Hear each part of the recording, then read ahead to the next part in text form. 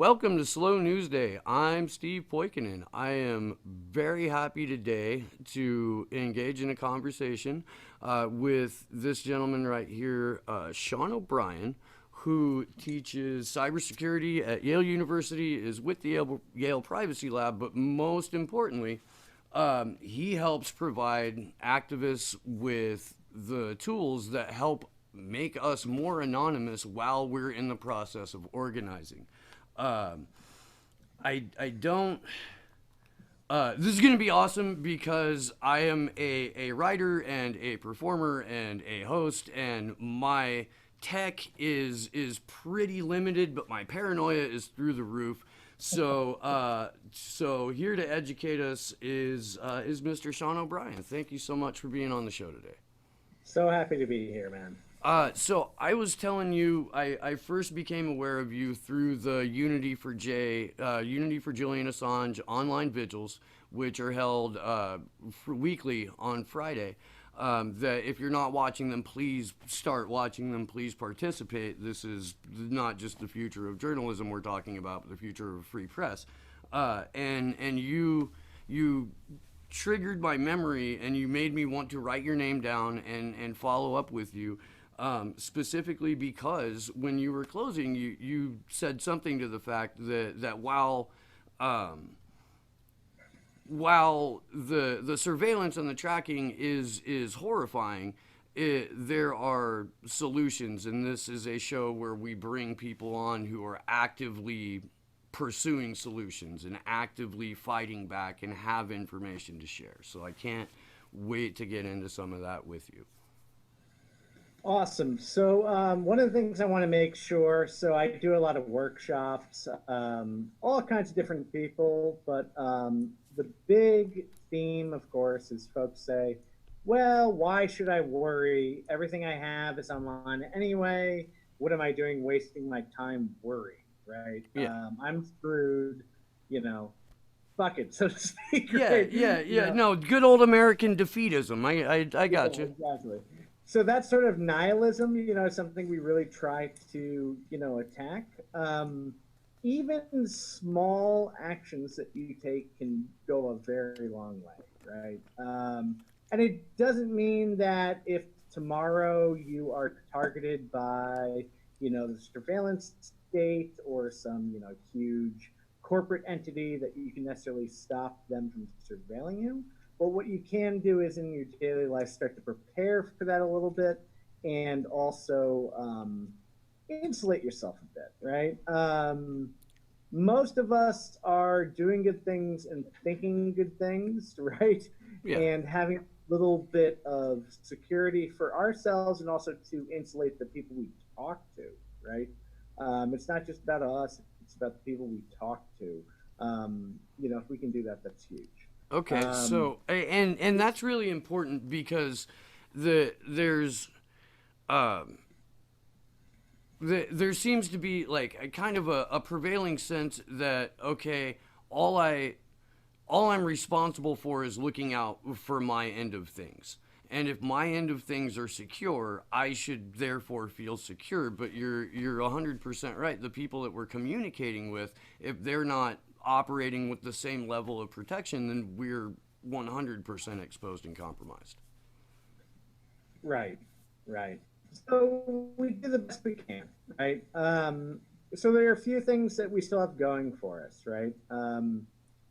So the first one is, right, all the software we use, the software that we're used to communicating with other people with, is generally speaking coming from a large corporation, right? It's coming from Apple, it's coming from Google, it's coming from Microsoft, right? Yeah. Um, but within that space, we can choose different outlets for communication.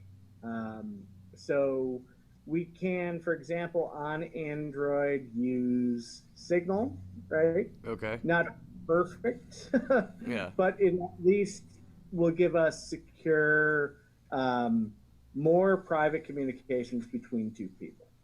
It doesn't mean, again, that the NSA can't necessarily get, if they, really tried really hard, if you and I were Edward Snowden, they couldn't get that. But what it does mean is our employers aren't going to look at that, right? Right. We will create that online profile that follows us around everywhere. That shadow version of ourselves that's kind of like, you know, will be used in the future for sort of like a credit score about us, right? The Absolutely. more we can stay away from creating that kind of trail, the better off we are.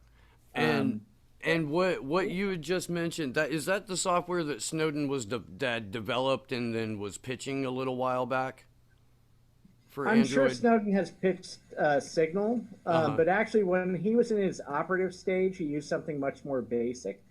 Um, so let me dial that back. Let's talk about Snowden and what he used, right? Sure. One of the things that we do in the Yale Privacy Lab workshops is we have something called Citizen FOSS. Mm-hmm. Um, Citizen FOSS because Snowden called himself Citizen 4 as his Okay. nickname. Okay. But And FOSS FOSS is means free open source software, right? you got it. Okay. So the combination of the two things is really important. The reason that Snowden trusted free and open source software, it's not because it's perfect, not because it will always like get us out of a jam, but because it's at least well audited and it has a good community of people behind it who care about the things we care about, right? Privacy, security, and so on. So when Snowden was in his operative phase, he used a lot of this stuff. Um, he used a chat protocol called Jabber with off-the-record messaging, which Okay. meant he encrypted his messages while he talked to other people, et cetera, et cetera. Now, I don't want to necessarily recommend that to the general public. It's a pain in the ass to set up. The bottom line is he was able to find things, right? Even with the entire surveillance state trying to track him down, he was able to, operate the way he needed to operate. Right. He did it using free and open source software. He did it by learning a little bit from some people that he knew from his own experience, et cetera, et cetera. And he taught Glenn Greenwald, even more important, right? Right. Greenwald had no background in any of this. Right. Right. and Right. which is very interesting. So, so if they can learn it, we can learn it too. And the bottom line is we have to think about what tools we use, make best guesses. I recommended Signal because it's one of the best guesses we have of being like really secure. There may be some issues with it if you're really high profile, but for 90% of the people we're talking to, it's fine. Right? Okay. Your threat model, it's going to be okay for most people. So I'll recommend that in a workshop, right? Okay.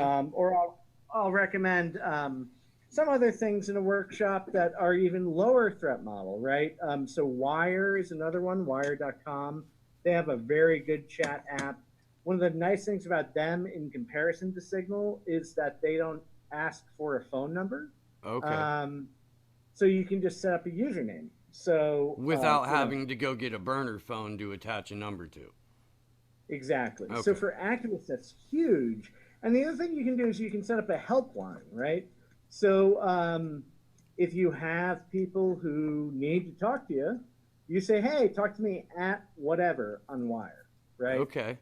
Or you have a movement or, a protest of some kind, you set up an at handle and you say, send all requests to this address, right? Without tying it to a specific phone. Right. Right. Which can then be tracked and location. Right. Yeah. I do want to circle back around for a second because when I was trying to do my fucking homework for this show, I had read that the reason that Snowden was using free and open source software was because of the daylight it provides. And by that, I mean, if someone tried to write in a line of malware or tried to write in a line of code that would locate him, because it's free and open source software and you can look at it, you can spot that immediately. Am I basically right about that? You're 100% right, and that's exactly what we teach. Okay? Awesome. So at both Yale Privacy Lab and in the cybersecurity class that I do, you say, look, it's not a guarantee of security, right? But it's a prerequisite. If you can't have open code, then potentially you're hiding things. Now, sometimes it's not on purpose bugs, right? To give some really funny examples, IBM for a long time had really closed down code, right? Yeah. And all of a sudden they decided, okay, we're going to open this up, we're going to publish it. And they had a lot of trouble publishing it. It wasn't necessarily that they had like huge bugs in it or like huge issues with it, but they had stuff going on where, like, an employee would say something about a boss and say, I hate my boss, in the Right. code, that kind of thing. And that kind of thing, would have never obviously flown. Now, if that doesn't fly, right, if the people who run the company don't know that they're being shit on by their own employees in the code, who knows what else is hidden. Yeah. So the idea is disclosure creates a culture of knowing that other people are looking.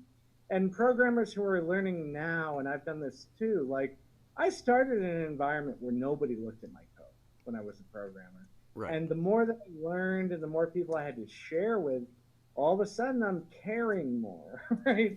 I'm giving a shit about what I put in and what I don't put in. And I'll get called out really quickly when I write stuff that's really bad. Right. And especially now, it's not like malicious, right? But you'll get called out, Yeah. Well, Yeah. it's a long-standing axiom that nobody pays any attention to, that sunlight makes the best disinfectant, and this is basically what Yep. you're trying to get at Exactly. here, is that not that you can't, but you are much less likely to encounter bad actors when there are a number of eyes on the project who are aware of what's going, or a number of eyes on the code who know what to look for. Whereas exactly if it's it. proprietary, then there's trade secrets or company secrets that may be wrapped up with that, and there's an incentive to keep it private and also to cover up any kind of malware or any kind of invasion that had taken place, because you have this privacy attachment to your code. Right, and two examples that I really should highlight before I forget. So you're 100% right. Sunlight is the best disinfectant, right?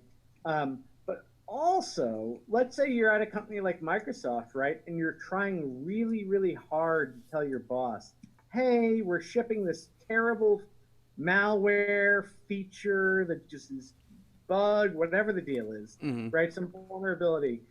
Your boss may say, too bad. Tomorrow we have to ship Windows, 11, right? Mm-hmm. And that's what happens, right? So that's part of the problem too. It's like lower level, people who are doing the actual work may get overridden by the corporate structure.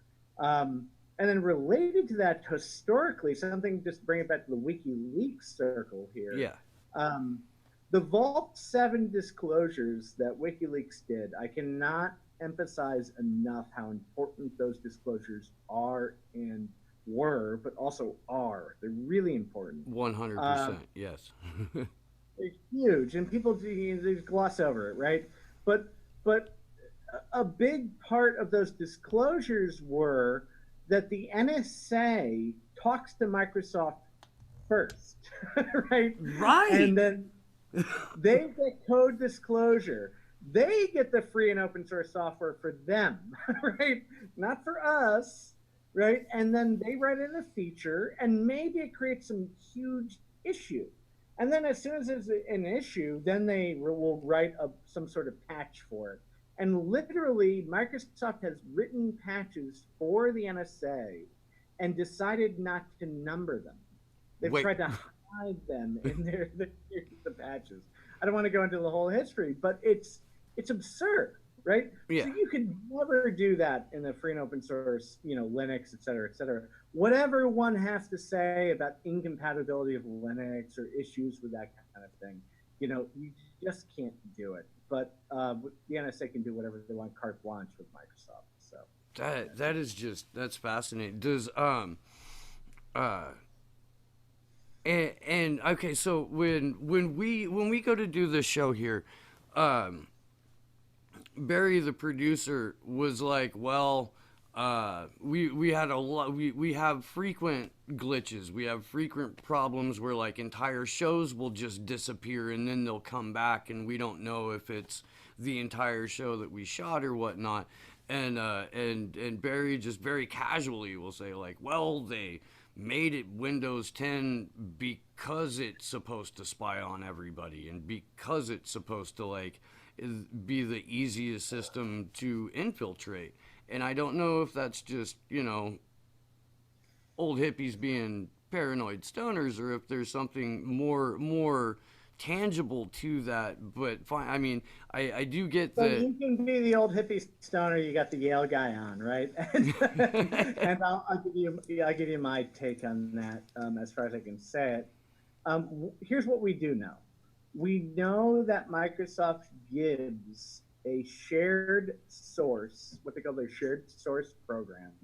They give a copy of their source code before they launch an operating system to the intelligence agencies. This is not a secret. This is known inside the NSA, inside of all the contractors, the Booz Allen Hamiltons, the MITREs, the whatever groups there, Boeings, etc. Mm-hmm. They get a copy of the source before anyone else does. So open source for them, Right. not open source for us, right? And the question is, what do they write in as features? What do they do? I think as time goes on, to be honest with you, things are getting better. I think Microsoft is actually almost close to being like, not a good actor from a surveillance point, but a better actor, right? Okay. They're starting to have to play ball, not necessarily because they would want to, but because they're getting their ass kicked, right? Yeah. One of the reasons that Apple is better in this space and has been able to survive better from a market standpoint, if we're going to look at just pure revenue, is because Apple has embraced open source, and the core of their operating system is open source, right? And they have the community write a lot of stuff. They have a big developer. Mm-hmm. Everybody's writing iPhone apps, right? Nobody tried to write Windows mobile apps. That's why they had to get rid of the phone. This is why Microsoft is now shipping Linux on Windows by default, which is bizarre. They're now doing that, right? That doesn't mean that the intelligence agencies are less involved or that they're not spying on us, but it does mean that Microsoft may be looking at it like a cost-benefit analysis, right? Yeah. At some point, they may actually give up giving the intelligence agencies early access to the code only because the profit motive, right? It's just not worth it to them. Well, and is it also possible that intelligence agencies have found alternative vendors outside of Microsoft where they can get this information out of us, or is that a leap? No, actually, now that you mention it, that makes perfect sense, right? But also, it's better to get it from the source, right? Imagine we're a similar age group, right? Imagine XP or Windows 7, Vista, et cetera, coming out. It was the only operating system, right? Yeah. Getting early access back then meant you had access to everybody's machines. Absolutely. I also think now that's not quite true. Microsoft has kind of a tangential control on the desktop market. They own business, right? Mm-hmm. They own corporate. But there are other ways that the NSA gets information out of corporations. They usually scoop it up at the router, right? Yeah. I don't know exactly what their strategy is. You're 100% right. It would be very interesting to kind of like ruminate on it, see where things go. But my general feeling is that Microsoft is kind of worried at the moment. It's not because they care about transparency or privacy, but listen, they must be a little scared about that concept because they wouldn't be shipping, Linux like they wouldn't be, they patch bugs kind of quick now. No, you're right. Back in the day, it'd be like, "Oh, we're working on it," and then You several know, days and later. like, I don't mean to be like a punk. Like, listen, Microsoft has taken more time out of my life than any corporation on the planet. Right? So I don't want to love them, believe me. But I kind of feel like they're in for, if we were to look at this on a timeline of 10, 20 years, they may be okay-ish, Yeah, as far as corporations go, as far as you can dial them in as okay-ish. Um, I don't see them as being the big bad. But what I will say again in the WikiLeaks stance, and this is why we need to care about it, the Vault 7 stuff, the Vault 8 stuff, which is disclosure of the code that was in the Vault 7, hmm, high level stuff. Um, that's almost all Microsoft related. And that's because they were not just sloppy, but working directly with the intelligence agencies. And we should call them out every day, all the time on that. absolutely. So, When I had John Kiriakou on the show, I asked him. You mentioned it's sloppy, but also because they're partnered, and I'm like, well, it just seems like the playbook never changes, and with the intelligence agencies, and maybe they get better toys or newer toys, but the same general playbook is the same. And he was like, well, there's a couple of reasons for that, and one is because they are lazy and sloppy because they're not all that bright, but they also get away with it, and that's yeah. really the crux of it. And I like, in insofar as we can protect ourselves, are there ways that we can put pressure not only on organizations like Microsoft, but on our intelligence agencies, on our media, to kind of bring this out to light? Well, first I want to start with John's case, which he's 100% right on. So the thing that you learn when you look at those documents is that they're training people who are kind of noobs, right? Mm-hmm. Um, and they have the worst, sloppiest details about how you can use these tools, and they make them really easy to use. And that's part of the reason that we can find out about them, because they're really shitty about them, right? They're really crappy tools. But I mean, minor surveillance is still surveillance, right? So that's the biggie. He's 100% right on that. I don't mean to. I'll give an example. So one of the biggest surveillance pieces of malware that was like giving journalists up in both the Arab Spring, but before that, Mm-hmm. in very repressive states in Africa, was doing the shittiest job in the world. It was just going into their My Documents folder and just copying, right? And like if you watched it, you could literally see the documents being copied at like some stupid usernames, right? Wow. And to us, we're kind of like, well, that's silly. That looks dumb. But if you're not paying attention, if you have no reason to pay attention, if you're too busy because you're worrying about real shit, right? Yeah. Simple hacks, simple malware can really screw you up, right? And it's still just as bad, really, as complex stuff. So I don't mean to be too much of a punk. But anyway, long story short, what you're saying is 100% right. I just I don't know exactly where things are going with the intelligence agencies. I think it's going to be very interesting in the next few years to see how they adapt to the world we're in. Mm-hmm. One of the things I worry very strongly about is the mobile landscape. Everybody's using iPhones in the U.S. Elsewhere, they're all using Android, Yeah, right? I have an Android. Sure. And now on Android, you can make the freest phone possible, which I do. Um, you can buy a phone that can run Lineage OS, which is a fork of Android that has no Google anything in it. Okay. And then you can install all the apps from it from F-Droid, which is all free and open source software.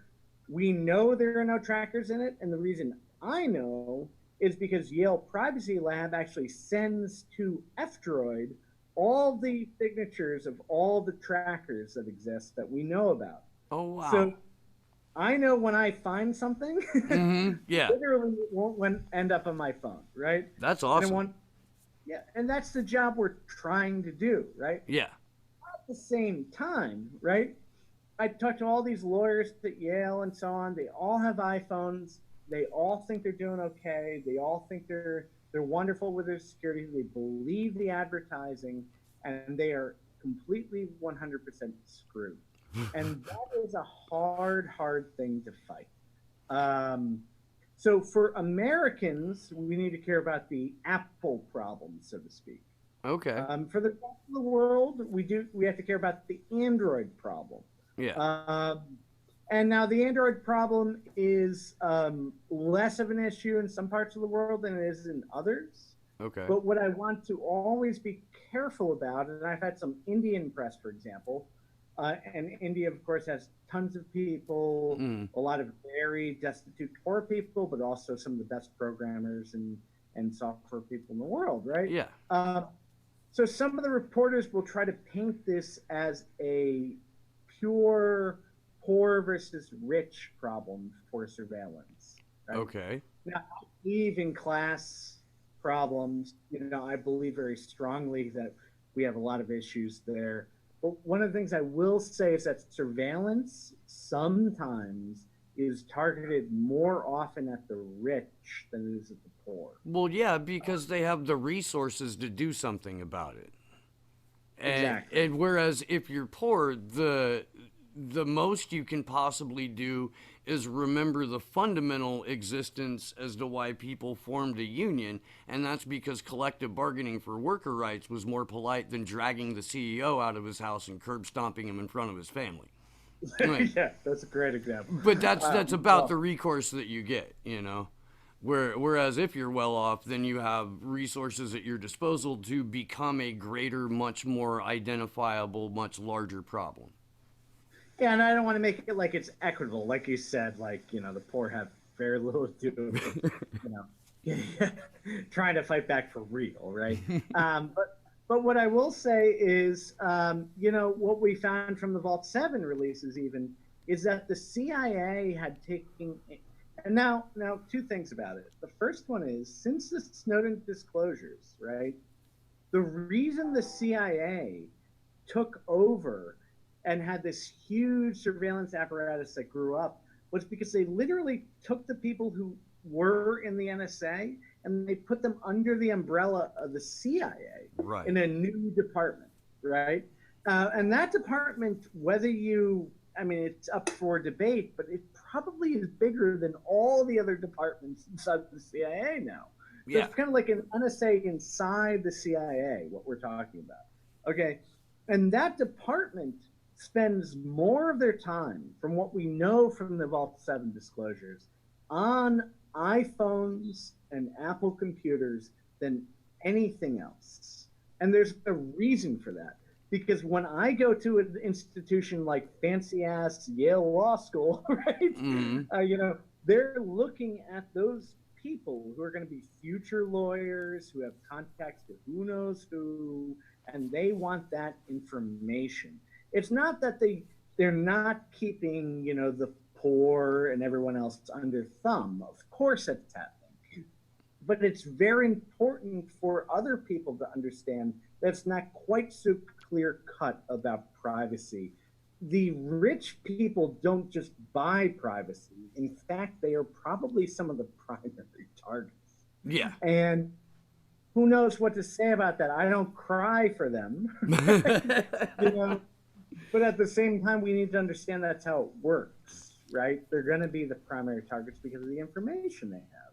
By definition, spying on people is getting valuable information. Yeah. And the more valuable that information is, the better off the spying is. Yeah, from a demonic perspective, I guess it's way easier to disseminate the propaganda to lower classes because you can still, stomp on the ground on somebody's neck while you're juggling, trying to run surveillance on other actual targets.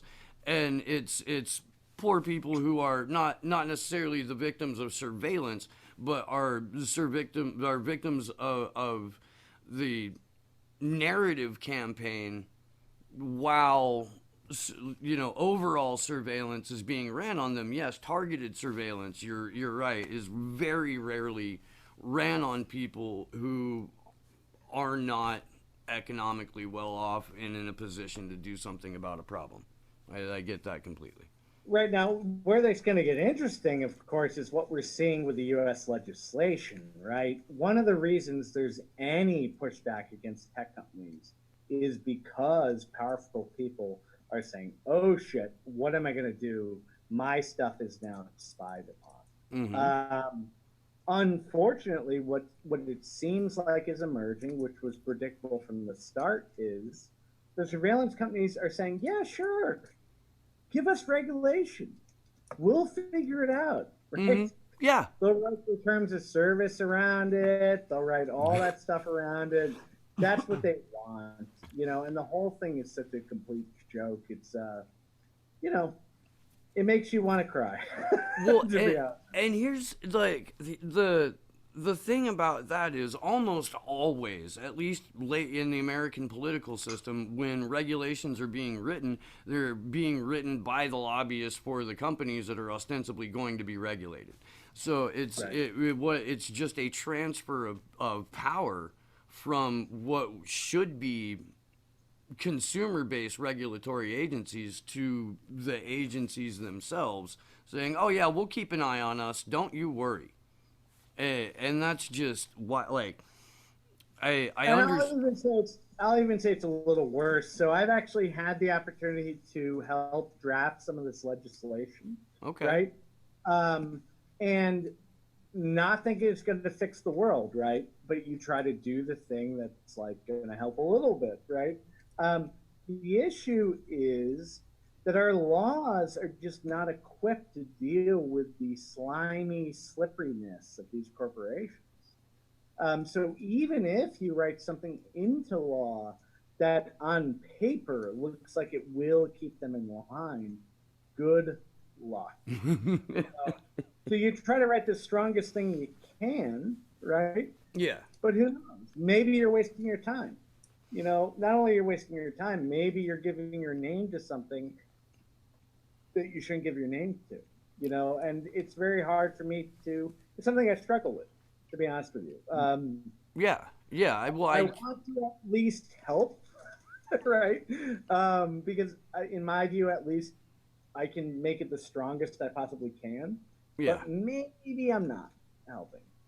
Well, I get that too. I've been involved with the Progressive Independent Party since 2015, and it was a legitimate effort originally to form kind of a coalition third party, because we saw back in I think it was right before the Iowa primary that was given to Hillary Clinton by a coin toss, where 5 out of 6 coin flips went to her.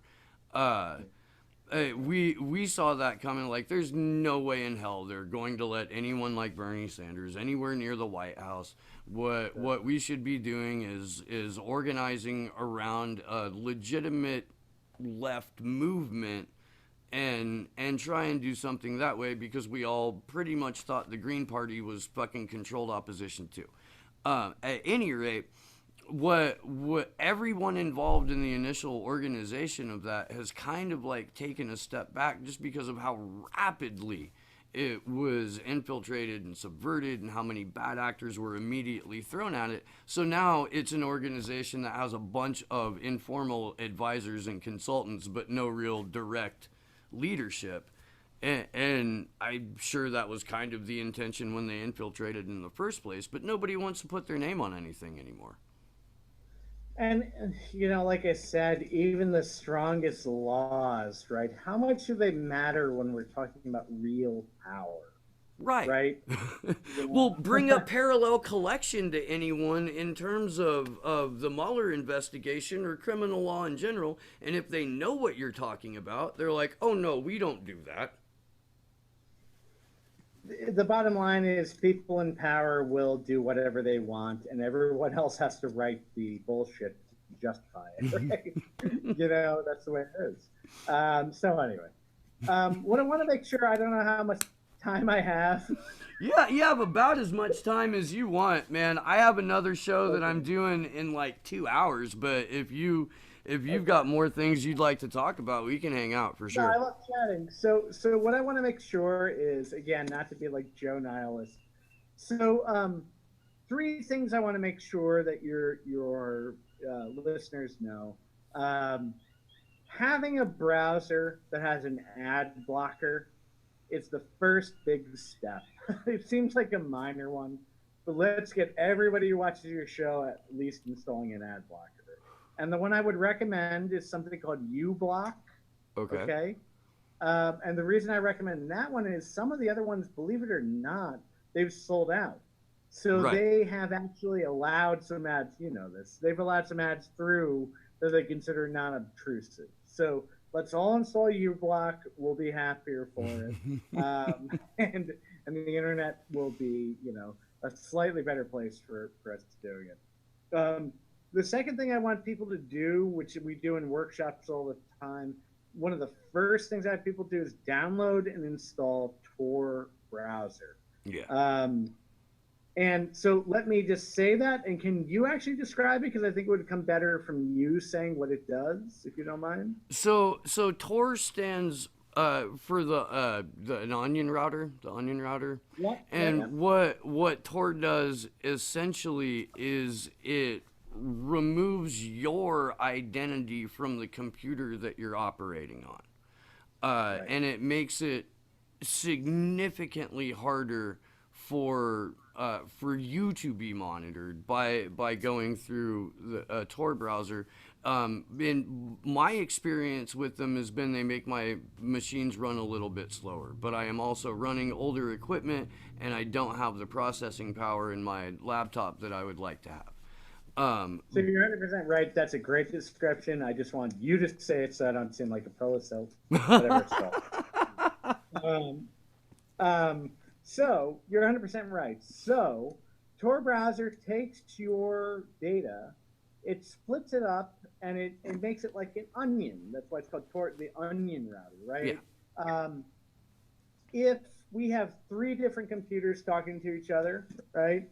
I talk to your computer, and then that computer talks to another computer. But when I talk to you, it's wrapped up, right? Mm-hmm. When it talks to the next computer, it's wrapped up with a different layer.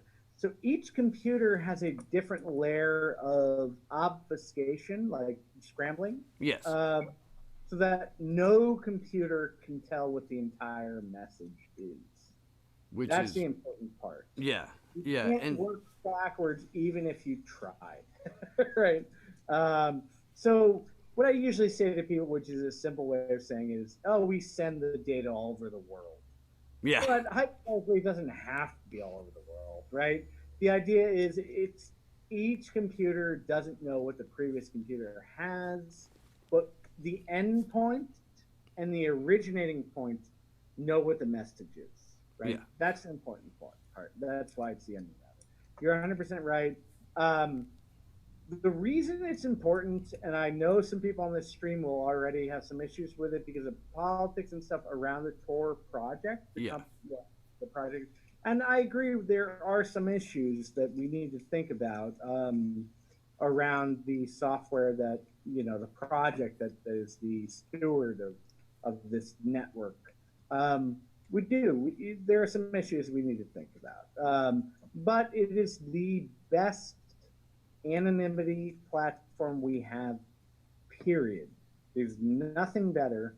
And the easiest thing in the world to do is go to torproject.org, download Tor browser, and then just browse to whatever you're going to browse to. It will be slower, like you said. And I always say, imagine if some aliens were looking at the planet Earth and they said, oh, there's this beautiful network with fiber optics and everybody can communicate with everybody really fast, but they're so terrible and awful that you can only communicate with each other privately by being inefficient,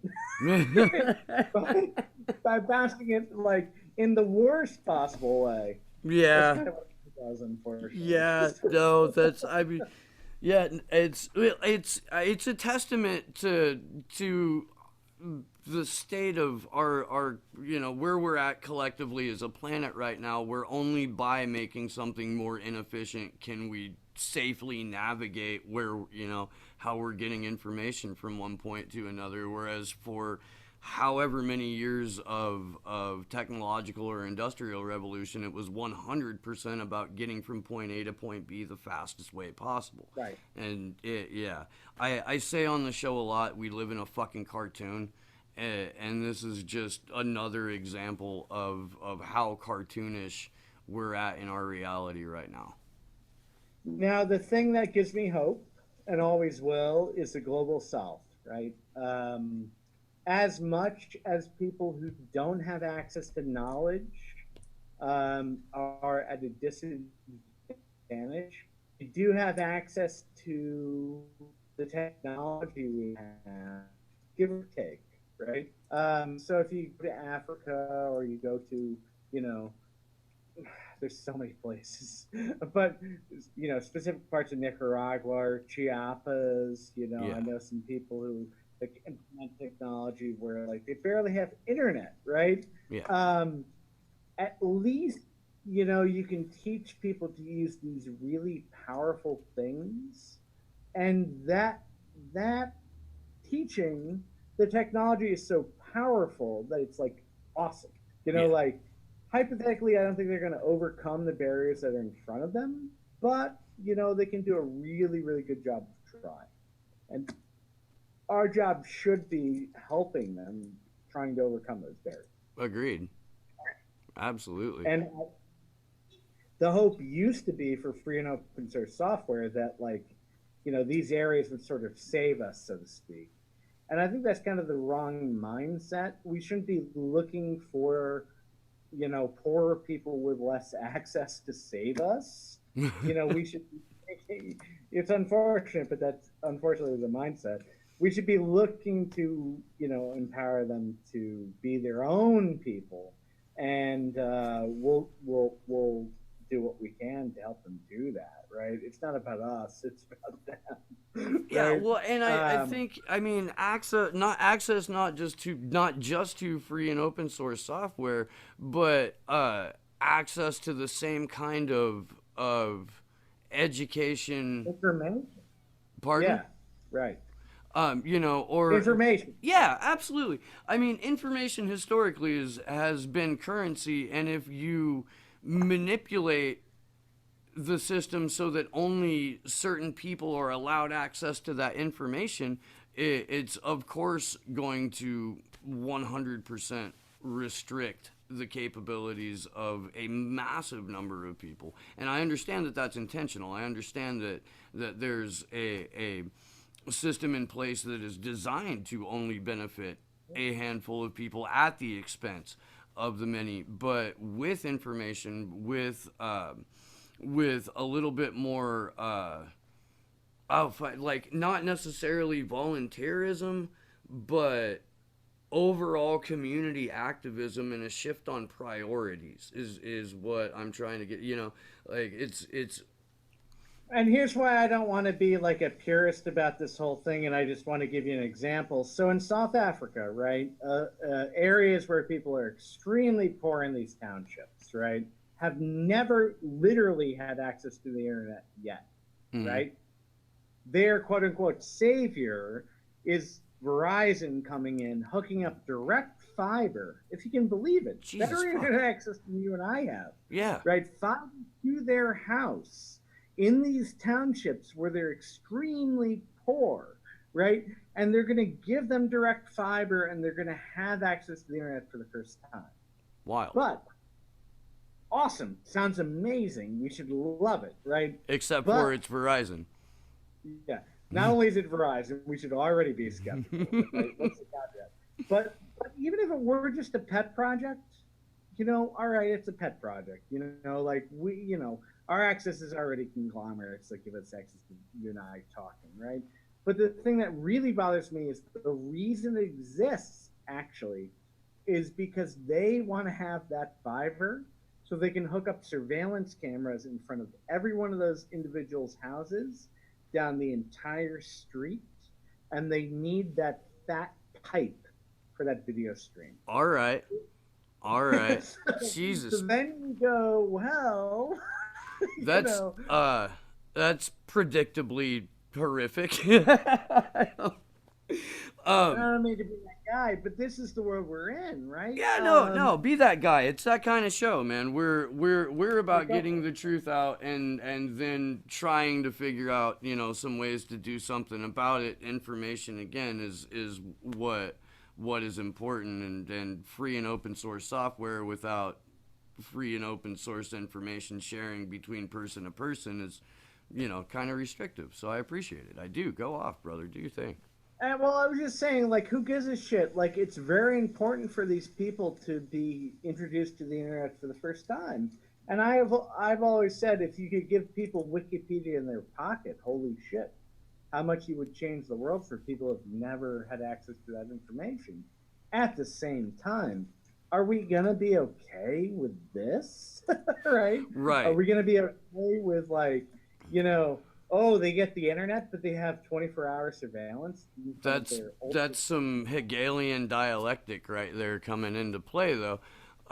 It's yeah, it's a balance. It is. We'll give you this gift by taking away your privacy. We'll, in a you, place that had apartheid, what, 30 years ago, yeah, comparatively? yeah, It's unreal, and it just breaks my heart. So yeah. anyway, No, that's I insane. Is 5G gonna kill everybody? I got trying to figure out somebody's take on this. I really am. Like from a technological perspective, is 5G bad for people? I want to know.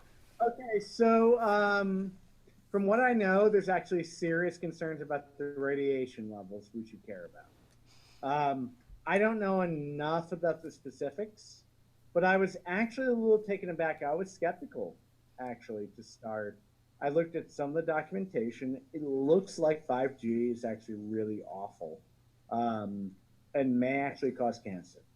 Um, Anything else I don't know, Okay. but I can tell you what I think of it from like a Yeah. technological cultural standpoint. Well, Um, we don't need 5G. We I can have mesh networks. I was Everybody, going to ask you about mesh networks. I really, both in terms for as something activists can do, but also in general until people like my friend Ron Placone get municipal broadband as a public utility. yeah. So we can all have mesh networks. Look, where are you located, if you don't mind me asking? Boulder Creek, California. So San Jose is like 26 miles away, but it's We had a through the little bit of Santa Cruz conversation on Mountains. that, but I didn't realize the exact place. So do you have Xfinity Wi-Fi hotspots there? Or? Yes. Okay. So what Xfinity has done, what Comcast has done, is what we should be doing for, mesh networking. They have decided that every one of their subscribers, if another subscriber is in range, they get access to the internet, Yeah. man. Yeah. We should be doing that, all of us. We should be giving up a small part of our pipe to whoever is local, Mm-hmm. and we firewall it so it can't do things that we don't want to worry about. Mm-hmm. And that's that. Just give up the pipe. And this whole thing about 5G and speeding up. Listen, the average phone, and when you talk to people, and in the workshops I do, people are not downloading or streaming a massive amount of information. If 5G never came around, we would all be okay. I agree. I know that seems very silly, but for example, No, it doesn't. It seems perfectly fine. What it seems is responsible to me. yeah. because we just don't need it. And here's the other thing: there's going to be all kinds of proprietary stuff about 5G. We don't know exactly what it's going to mean, but what we do know is companies are implementing different versions of 5G and calling them 5G. So now all the open source software, trying to create a phone that can work, they're going to have a really hard time. Forget about the issue with the radiation, et cetera, et cetera. That all said, right? Mm-hmm. Look, when I talk to people, when we do workshops, when I have students in my class, the average size of their hard drive is 120 gigs, and they back up a small portion of that. What they need on their cell phone is way, way, way smaller. Right. 4G, whatever it is, however it works, is fine. If we could open up these mesh networks and allow people to use like point to point, oh, I walked by Sean's house, now I use a chunk of his internet. If we could do that, no one would give a shit about 5G ever. It would be a complete joke. 5G is a new example of locking us down into an unstandard standard, right? Okay. Yeah. Which one company is pushing really hard, which is AT&T. Yeah. And it has, from what I can tell, like I said to you, radiation issues. Mm-hmm. Give people cancer, great.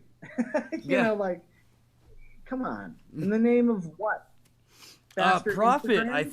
I think it's profit. It's either profit or they're right about that whole Luciferian pedophiles run the world, but profit seems just as likely. It really does.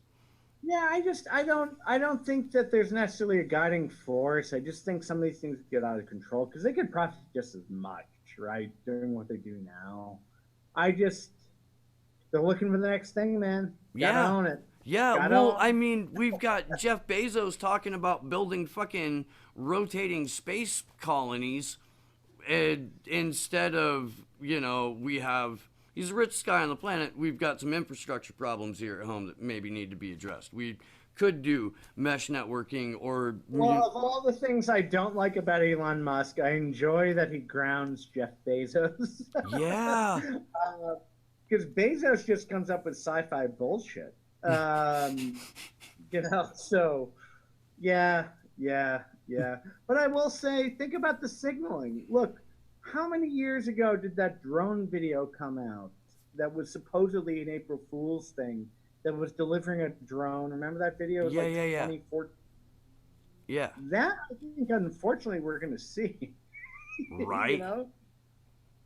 Wow. Yeah, no, you're not wrong. The consequences are, I don't know, but that's actionable, so, the whole Bezos thing, I don't know. I live near an airport, and believe me, they're talking about drones all the time, man. They want to do them. Yeah. No, I'm half convinced that the reason that San Francisco just made a big deal about saying no to facial recognition being implemented is because they can contract out private drone surveillance. That makes sense. I also think that rich people don't like surveillance being pointed towards them. Yeah.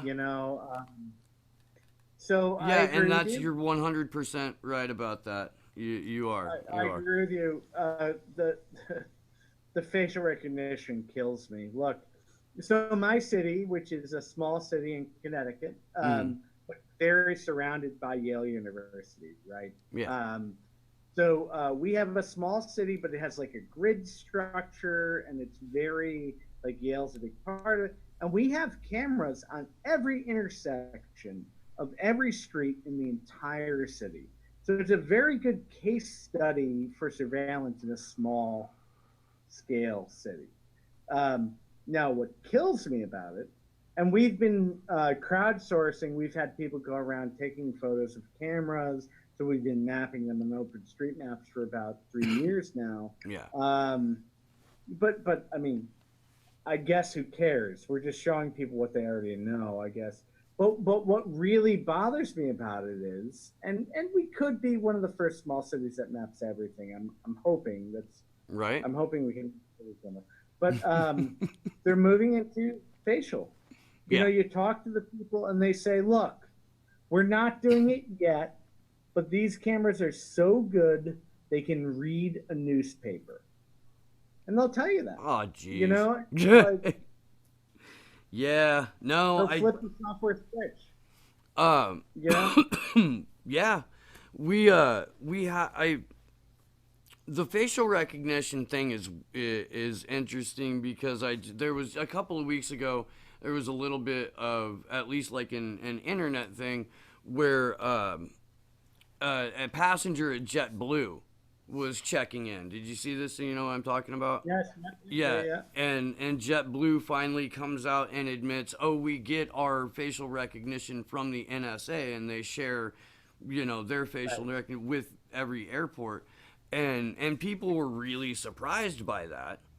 But I noticed that like no other airline stepped forward to say, oh, we also get facial recognition. Is JetBlue unique in that aspect, or are you know they're Listen, just you know covering it's their ass? not true. Yeah. I have not been able to go through a border or board a plane without going into secondary for years now.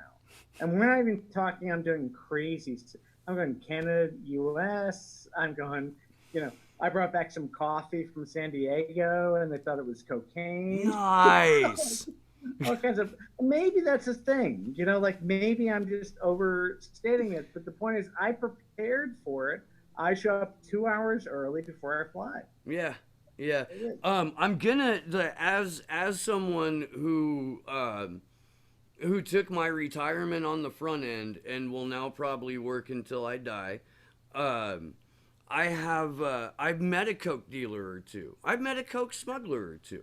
And you do not fit the description of cocaine smuggler, even casual coffee can cocaine smuggler. Thank you. Um, Thank you.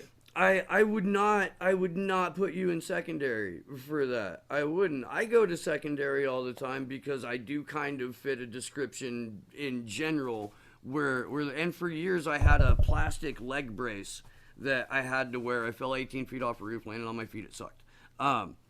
But I had a leg brace, and every time I would go through boarding, they would take that off, they would run the bomb patch on it, they would do all kinds of things with it. And then after that, every time I've flown, I've been pulled over, and one of the first things they do is they pull off my left pant leg to see if I still have the thing on.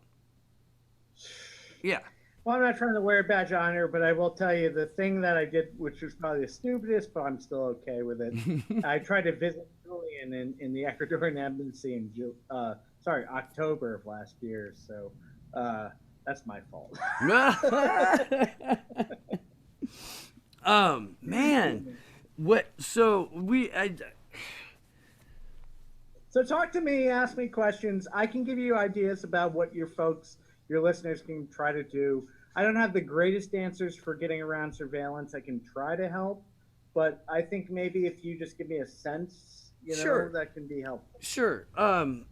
So if we're there's a lot of activity going on around Venezuela, and there's a lot of actions that need to take place. And there have been a couple of planned marches. There was a march from the Venezuelan embassy to the White House yesterday that Code Pink did.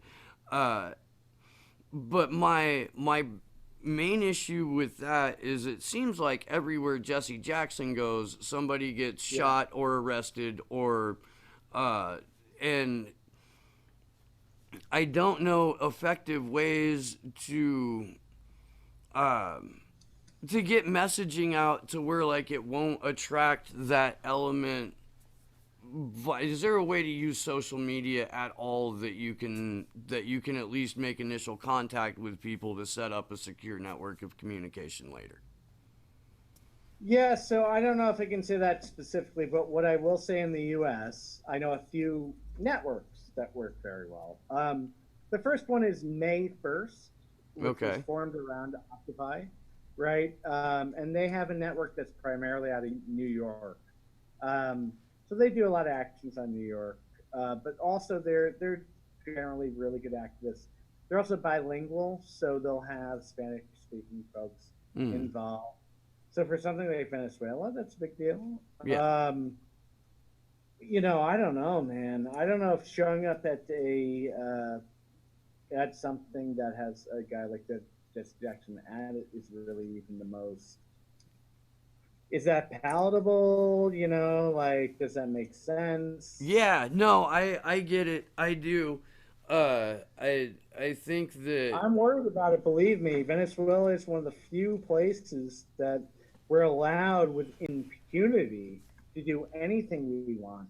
And you can think whatever you'd like about Chavez and his people who followed up after him, but Jesus Christ, we are trying to upend democracy well, and and carry not on. only that, but if Nicolas Maduro was half the dictator that he's portrayed as in the U.S. media, don't you think that there would have been reciprocation when Guaido and his methed up fucking goons tried to invade the embassy in the United States? Like, and with it following up where the Secret Service, the marshals, and the DC Metro Police ultimately swatted the 4 starving and dehydrated activists that were inside. There's been no reciprocation from Maduro at all. Awful, awful. At But to be all. honest with you, if he was a real dictator, he would have been Bolsonaro, and Yes. then they would have loved him, right? Yeah, That's where we're at. Duerte. Somebody like that. No, I remember seeing in the Onion, like, oh my god, it was like right around 1999 2000, they published a list of good dictators and they published a list of bad dictators, and then there was like a timeline where they had to switch them around a little bit, and then yeah, and it's a fucking cartoon. It really is. But there's Well, what the U.S. does is the U.S. supports dictators when it makes sense for them for power dynamics, right? What it used to mean in the middle of the drug war is you support drug lords who are in control of the country. And the mm, people that are democratic, we don't care if they're bishops in the Catholic Church, we don't care who they are. We're going to let them die and be assassinated by death squads, right? mm. Um, so now it's not necessarily better, but it's by the playbook, right? Yeah. And unfortunately, I think we're looking for there's going to be a lot of bloodshed, and my part to play, I have no clue what that is. But I will say, all day, every day, I'll say the Democratic people of that country need to have their voice spoken. And when these dictators come in and just, um, obviously, circumvent the democratic process, but also the U.S. just loves them to death, that's a good sign that they shouldn't be supported. Right, Period. right. It should be the stance of every American in general that the people of Venezuela should have agency over their own country. That should not be a radical or far left or crazy stance to say that they should. But now you sound like a goddamn anarchist. So, You it's know? true though, right? Yeah, people have agency over their own lives, Yeah, right? that's how you get It's on a a list foreign now. idea.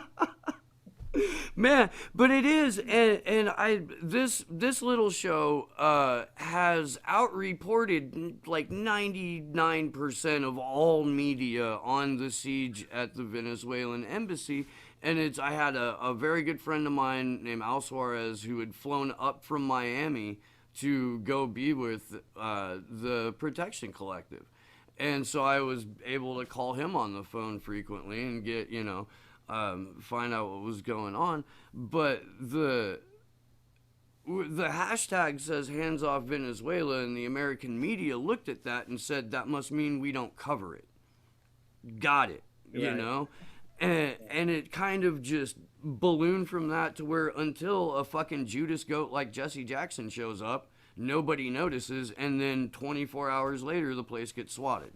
Like, It's insane to Yeah, I me. don't want to hate on Jesse Jackson. At least somebody with some class brought some attention, right? Yeah, but I don't want to Ajamu hate, Baraka was but standing right there too, and nobody got a quote from him. I know. Listen, I mean, I hear you. But here's the thing. Listen, I feel honored that you even have me in the same sentence as some of these people you have on the program. Because to be honest with you, what I do and what I try to get people to do, I think is important. But what's really important is real democracy everywhere, right? I And agree. these folks who are fighting their asses off against all the misinformation, against people literally getting shot or just fucking shut down, that's a big deal. Um, what I can do is help a little bit with helping people like talk about, how they can talk to each other Yeah. without necessarily getting shot immediately or, et cetera, et cetera. I didn't say shot, but you know what I mean, shut down immediately. Um, And you do but you that's all I host can do, do you man. host the same? And I think you said this, and I'm gonna I just want it to be repeated if it's right or if I misunderstood. Please correct me. But do you host these seminars for act like do you reach out to activists or do organizations reach out to you? Do you conduct these things with groups as well? Yeah, so we started locally. That's how I got involved with Yale in the first place. I'm actually a local who grew up around Yale University, Okay. and so I started doing activism with. Um, I will say it's very hard to get activist groups at the Yale events, rightfully so, right? Good luck getting people at the ivory tower who aren't used to it. But I still do workshops at public libraries, maker spaces, wherever I can get people. Okay. And one of the things I'm very proud of, we've got a group of wobblies, good group of union organizers that we got going, which I very much am happy about to get on board. But we try. You Okay. know, one of the things I want to be calm about and just make sure it makes sense for me is um, it doesn't necessarily make sense for me to tell everybody what to do. So we've had good impact with me reaching out to people, especially Spanish speaking folks, Okay. um, who can reach out to non English speaking communities. And we've been pretty successful on that. That's awesome. Yeah, we try. We try. If So if people listening would like to get a hold of you about that, what's the best way for them to do that? So either Sean.O'Brien at Yale.edu or you can just look me up, Sean O'Brien, Privacy Lab. You'll find me on the Right. internet. Any way you want to reach out is fine. My signal in my wire is open. I just don't want to necessarily say them on the show. Sure. But I I wouldn't. if folks, I'm on Twitter first, I hate to say it, or one of the alternative social networks, Mastodon. You'll find Sean O'Brien, Privacy Lab, and we'll figure it out. So Right on. we'll do it. All Yeah, right. cool. Well, Sean, I do And have to you'd go. say Pardon? one more thing, Monfer. Oh, absolutely. So Citizen FOSS, our guide to surveillance self-defense, is on GitLab. It's called Citizen FOSS. Make sure Okay. people. Thank That's you. that's awesome. Yeah, and every time. Okay, so just let me tell you how it's rolled. Every time you've tried to give out a critical piece of information, there's a thing on the screen that says your internet connection is unstable. Well, who knows? Who knows? I did get like 99% of that. But one more time for the Citizen Foss thing because we did get a little bit broke up there, and I'll go ahead and put links in the description too. I'll blame the NSA all day, every day. Citizen FOSS, FOSS on GitHub. Just look that up. Or privacylab.yale.edu. Awesome. Sean O'Brien, thank you so much for your time today. I really appreciate it. I thank you for what you do. I thank for the information that you have and your willingness to share it. It's how we're going to. It's the only thing that we can to arm ourselves if we're going to go into an information war. So I can't thank you enough. We're gonna try. We may not win, but we gotta try. Oh, fuck yeah. All right, man. Well, thank you for your time, and I will get with you as soon as this is done cooking, and if you'd like to share it, please do, and please go check out Citizen Foss and get some knowledge dropped on you. And this has been Slow News Day. I'm Steve Poikinen. Good luck to us all.